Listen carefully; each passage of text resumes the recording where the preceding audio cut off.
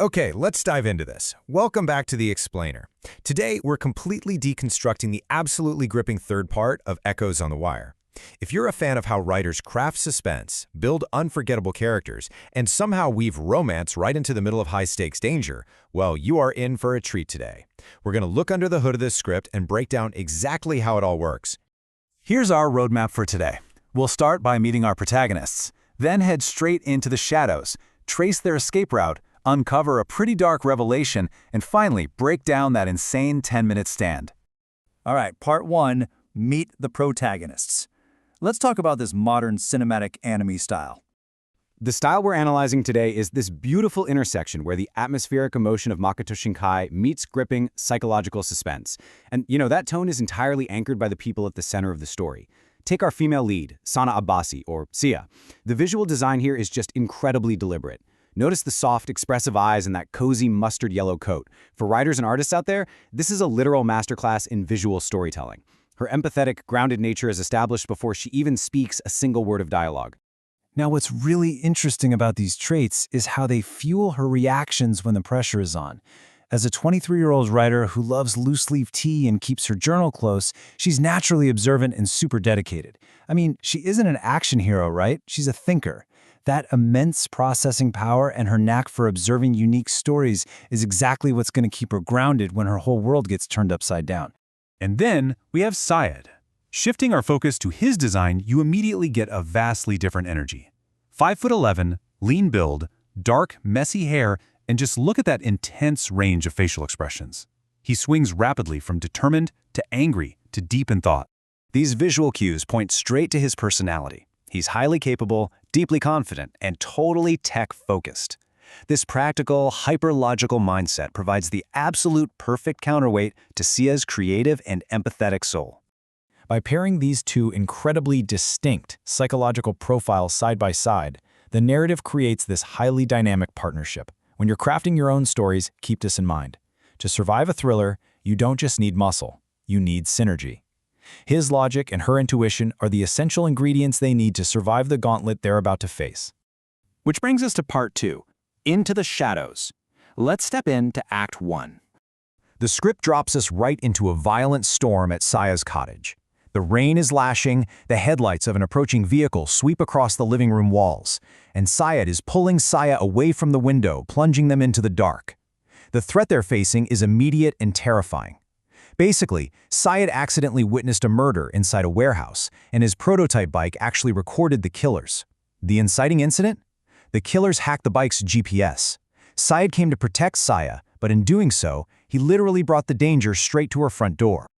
Syed tells her, 2 days ago, my prototype bike wasn't just driving, it was recording. Think about the crushing weight of that realization for a second. Syed's protective instincts are instantly tested by the failure of his own compromised technology. He meant to be the shield, but his tech became the beacon. Let's move to our next section and see how this builds into the escape route in Act 2.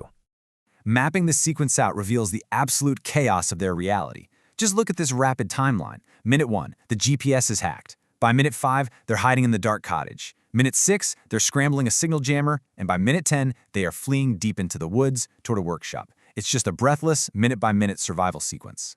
And here you really see their synergy in action. On one hand, you have Syed using his laptop and phone to create a custom, encrypted local jammer signal, which buys him about 15 minutes.